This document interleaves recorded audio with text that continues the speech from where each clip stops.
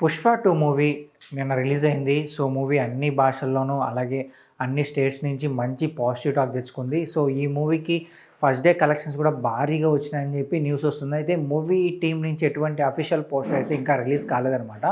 So, maybe ఏమన్నా ఈరోజు ఆఫ్టర్నూన్కి కానీ లేదంటే ఈవినింగ్ టైంకి అఫీషియల్ న్యూస్ అయితే బయటికి రావచ్చు. అంటే ఫస్ట్ డే కలెక్షన్స్ ఎంత ఉండాలి. అలాగే ఏంటంటే ఈ మూవీ బాహుబలి 2 అలాగే RRR రికార్డ్స్ కూడా బ్రేక్ చేసింది. 250 అండ్ 300 క్రోర్స్ వరకు కలెక్షన్స్ ఫస్ట్ డే కలెక్ట్ చేసిందని చెప్పి కూడా ఒక న్యూస్ ఉందనమాట. బట్ మూవీ టీం నుంచి అఫీషియల్గా మనకు పోస్ట్ వచ్చేంత వరకు ఏ న్యూస్ని అయితే మనం ట్రస్ట్ చేయలేము అనమాట. అయితే ఈ మూవీ గురించి ఒక న్యూస్ అయితే ఉంది. ఈ మూవీ నుంచి జాతర సీన్ని కట్ చేశారంట.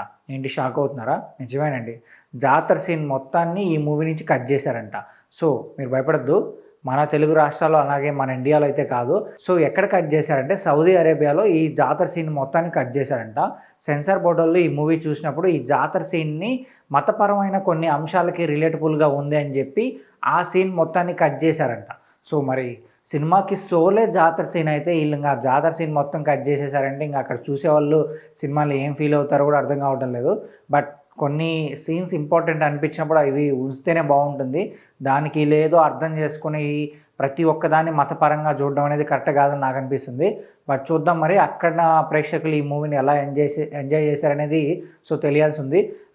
మీరు ఈ మూవీ చూసుంటే మీకు ఏ సీన్ బాగా నచ్చిందో కింద కామెంట్ చేయండి. అలాగే మా ఛానల్ సబ్స్క్రైబ్ చేసుకోండి.